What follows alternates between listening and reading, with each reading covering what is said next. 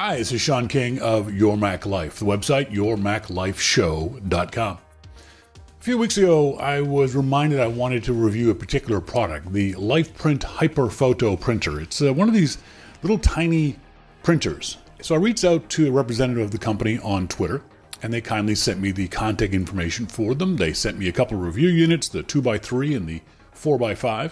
I reviewed them on the Your Mac Life show a few weeks ago. Not favorably, to be honest with you. These are completely average printers, and I'll talk about why a little bit later. A couple days ago, I saw this tweet from that same representative. He's an investor in the company, and he tweeted this. G. Greg Vachon said, "An excellent review of Lifeprint. This team is knocking it out of the park." Okay, fair enough. He's an investor in the company, and part of his job is to promote the company and say nice things about it and find nice things said about it. So I checked out the link on Fox 17 online to see what they had to say about the Lifeprint. Today's world photos have gone almost entirely digital, but sometimes you still want a printed picture to hang inside your house. So the link goes to a morning show segment of Fox 17 online, Western Michigan's Fox affiliate. Doesn't matter that it's Fox. Don't get caught up in that. It could have been NBC, ABC, any number of stations who do these kinds of things. He makes a good point. Sometimes you do want to print things off. I tell my photography students on a regular basis, take your best images and have them printed, either your own personal inkjet printer, whether you have them printed off online, whether you use photo printers like this. You should create your own art that you can give away as mementos, that you can hang on your wall very proudly as a reminder of your personal artwork, your personal camera work. I think it's a great idea to print stuff off. We may have a solution to that. Joining us today for Tech Tuesday, Devin Jocelyn of Genius Phone Repair. Today we're talking about the Lifeprint photo and video printer. It doesn't get any easier than this. First things first, they don't mention URLs. Throughout this entire segment, they don't mention the URLs of the folks at lifeprintphotos.com. They don't mention the URL of this guy they're talking to.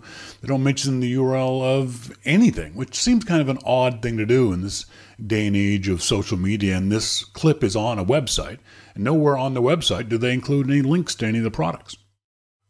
And secondly, in fact, it does get easier than this. It gets a lot easier than this. There are all kinds of really easy, simple ways to print. So that, while I may be nitpicking there, it's an example of the kind of hyperbole we're going to hear throughout this segment. Yeah, it's actually really cool. So it's ultra sustainable. There's no ink required in this thing. No ink, first of all. Ink free. Think about that. Ink is very pricey. You start throwing in colored ink, it's really pricey. Yeah. So first of all, I'm not quite sure what ultra-sustainable means, but the point about inkjets, while well-meaning, is a little disingenuous. This requires ink as well. It requires a different kind of ink. It's called Zink. No, not the metal, but Z-I-N-K, zero ink. And that's going to become an issue a little later on in this segment. And sometimes, the printing is just awful, right? Sure. You want blue and you end up getting gray. Right. It does happen. No, it doesn't happen. On any properly maintained and fairly recent inkjet printer, your blues don't magically turn into grays. And by the way, the color fidelity of the Lifeprint printers, because of the zero ink technology, the Zink technology, isn't all that great either. I get much better color fidelity out of a dedicated inkjet printer than I did out of any of the shots I took out of either the 2x3 or the 4x5 version of the Lifeprint Hyperphoto Printer. This thing is actually available from Verizon. It's one of the hottest accessories right now. It's like $129.99. This is an odd issue that popped up a couple times in this particular morning show segment. He keeps mentioning Verizon as if that's the only place you can buy it. Again, it's available at lifeprintphotos.com, among other places. Why he keeps mentioning Verizon gave me pause, made me a little suspicious of the segment. So you download this app onto your phone. It's completely free. It is not compatible with every single device. He's right. The software is iOS only for the 2x3 version of the Lifeprint printer, and the 4x5 version has iOS and Android versions. Why he didn't say this, I'm not sure. Actually, what I did is I took a picture of my cats earlier and I printed it out so you can actually see on the Zink paper how HD that actually is. No, you can't. I don't even know what you can see how HD that even means, but I'm telling you right now, the color fidelity on the Lifeprint photo printers is nowhere near as good as what you'll see on your phone, what you'll see on your computer screen, what you'll see if you print it off from a local service. The Zink technology, again, this is not necessarily the fault of the Lifeprint printer itself. It's the fault of the Zink technology, which a lot of these kind of printers use, does not have good color fidelity. And for this guy to say anything different is at the very least disingenuous, if not completely dishonest. So I can capture video. So if I wanted to take a video of us doing this segment right now, it would print out as a stand, like a freeze frame. Right. But then when I hold the app over top, it's called Hyperphoto. When I hold my camera to it, I can see it and hear it from my phone. This is a feature of the device that almost every reviewer has mentioned, and most of them mention it favorably. I won't. I think it's a gimmick that's utterly useless. The idea is you hold your photo up to the app, and the app recognizes that there's video embedded in the photo and plays you the video, much like a QR code type thing. But if it's your photo and your phone, you've got the video in theory on the phone already. That's how you got the picture to begin with. If it's not your phone, if you've given the picture to someone else, they then have to download the Lifeprint app, open it up, hold the Lifeprint app up to the photo to see the video. But if that's the case, why not just give them the video? Email the video, message the video, put it on YouTube, Flickr, Instagram, wherever you put it. That additional step of having to use the Lifeprint app in order to see this video seems completely gimmicky and unnecessary to me. One of the really neat features about just a standard picture is when you could peel off the back and it's sticky. Okay. You put it right on your wall. You literally peel that off, and it sticks on your wall. Something I don't make clear in this segment is that you can only use the Zink technology Lifeprint paper with these printers, either the 2x3 or the 4x5. You can't just cut out your ordinary everyday office paper and print off on these things. It has to be used with these pieces of Zink paper because the ink is heat activated on this paper. So I want to make that clear. Secondly, you can only get it in a sticky back version. There is no version on the lifeprintphotos.com website that allows you to just use regular paper. And I say that because no one's going to stick this to their wall for any number of reasons. It's too small. It's only 2x3. No one sticks 2x3 photos to the wall, maybe children, but adults put them in frames and stick them other places. The color quality of it is frankly not good enough that I'd want to put it on my wall. It's okay to hand out to friends, but certainly not something I'm going to display in my home. Yeah, so it's $129.99. It's available from Verizon. There's that odd plug for Verizon once again. He doesn't mention that it's available on lifeprintphotos.com.